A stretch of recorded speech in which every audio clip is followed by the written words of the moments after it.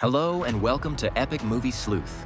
Brace yourself today as we bring you one of the most unique action fantasy recaps of the 2016 movie called The Great Wall, which stars the A-lister Matt Damon from Interstellar and The Martian. Our one-of-a-kind movie review will help you get a better understanding of this film, so watch out for the spoilers and start rolling. The film opens in ancient China, where a group of horse-riding mercenaries is being pursued by some bandits. The mercenaries take hiding in a cave on top of a tall mountain by night and tend to their wounds. Our lead, William, happens to be one of those mercenaries. He talks to his chum, Pero, about a certain black powder that has the power to turn air into fire. If they discover that powder, they can excel in their line of work. Suddenly, the entire group is ambushed by an unseen entity. It moves so fast that no one sees it coming as it kills them all in an instant, leaving behind William and Pero. The two friends stand back to back with their swords as it attacks them. William is only able to cut off its goblin-like arm before it falls out of the cave and vanishes into the abyss. William reserves the arm to interrogate it later and moves ahead with Pero the next day. The bandits chase them again, herding them out of the desert and nearby the Great Wall of China. Covert military soldiers are lined up on the Wall of China and are securing it. They spot our leads and throw arrows in their direction that form a circle around them. William prefers surrendering to the army rather than the bandits. The army takes them as hostages and brings them to their base. A female commander, Lin, is brought to the court, who works as a translator between William and General Shao. We find out they are a special division called the Nameless Order, created by the Chinese Imperial Army to protect the Great Wall from what seems to be a secret threat. The officers discover the monster's arm from his bag and interrogate it. William tells them the truth, but Lin and the officers don't believe his words. A soldier notes fresh blood smears on their swords and believes their story. Suddenly, their case is dismissed by a soldier who worriedly reports a certain attack outside. General Shao orders all the soldiers to take position. As the female soldiers alert the entire base, Shao and Lin escort William and Pero. They can't stop raising questions about what the big threat is that has them scared this much. The army is seen equipping itself with their invented weapons. Some soldiers herd William and Pero on the Great Wall and ditch them. They get to witness the real threat with their own eyes. The army starts lining up on the Great Wall.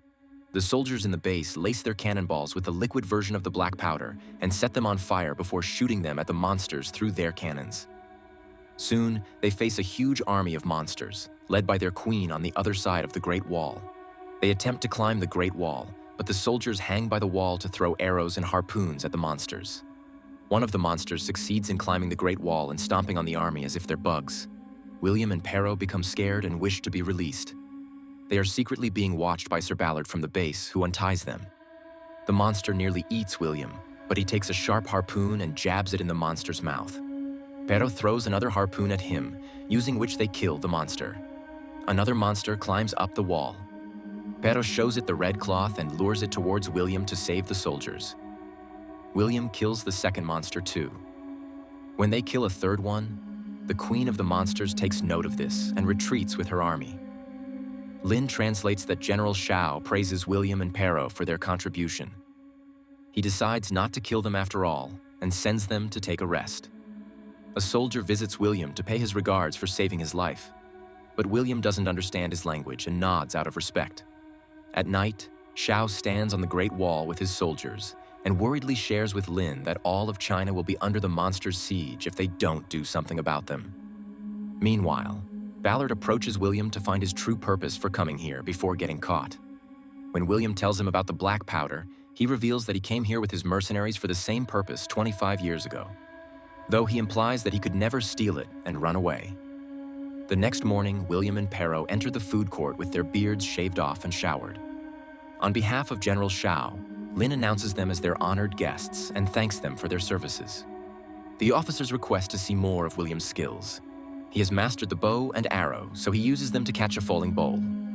After the praises, William sits with Lin to eat. The two converse and find out they're the extreme opposite of each other, since Lin fights for her people and William fights for money. That noon, Lin and the female soldiers bring William out on the wall for a trust exercise and ask him to jump off the wall without a cable attached to his back. They are obviously going to catch him before the wall, but he claims to trust no one and doesn't jump. The following night, Ballard visits the boys again and plans on stealing the black powder and running away with it when the army will be busy fighting the monsters next. Thanks for watching the video. Please don't forget to like and subscribe to our channel for more amazing recaps like that. When Xiao brings them for further interrogation about a rare magnetic stone he found in their bags, William asks him about the history of the monsters. According to him, their ancestors witnessed a gleaming meteor plummeting from the earth and striking a mountain that turned green. The monsters started emerging from that mountain. The ancestors called them the TO EPIC.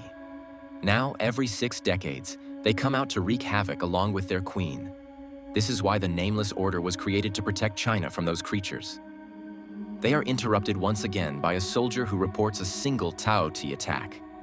When Xiao and Lin walk out on the Great Wall, the TO EPIC comes towards Lin. Xiao sacrifices himself by coming between them and killing the TO EPIC with his sword, moments before he chooses Xiao. On his deathbed, he selects Lin as the new general and passes away. The army arranges his memorial and lights up thousands of lanterns in the sky to honor his death. Up next, strategist Wang brings out the 900-year paper report of all the times they fought the TO EPIC. They discover through the report that the magnetic stone William carries belongs to the magnetic gate that held the TO EPICs away from them since it was the TO EPICs' weakness. Ballard translates this to William, who comes up with the idea of capturing a TO EPIC and seeing how it reacts to his magnetic stone.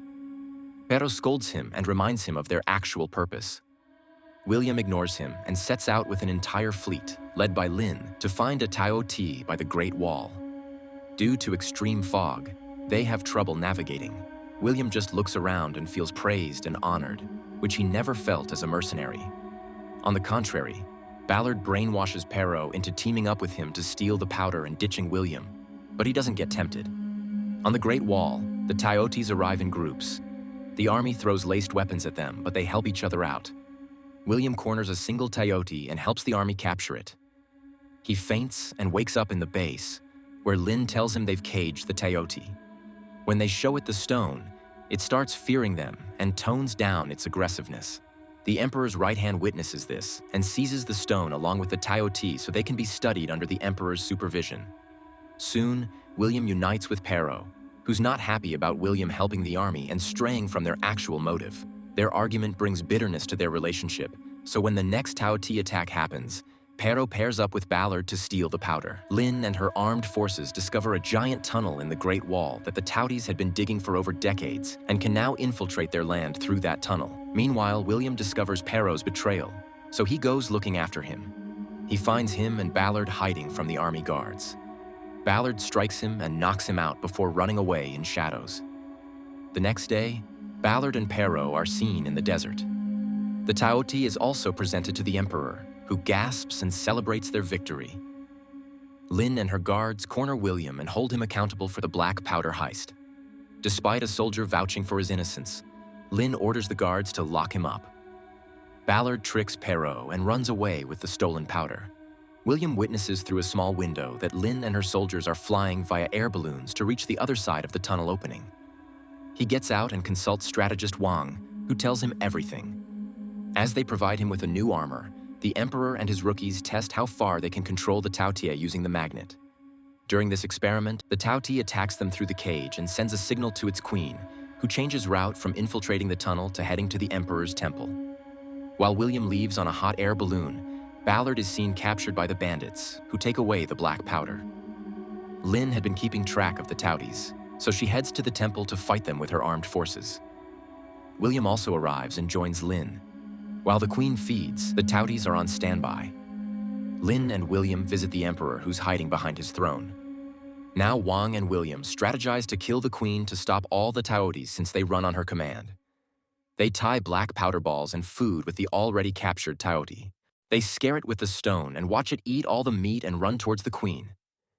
William and Lin get to an elevated point to shoot arrows at the black powder TO EPIC so it can explode and kill the queen.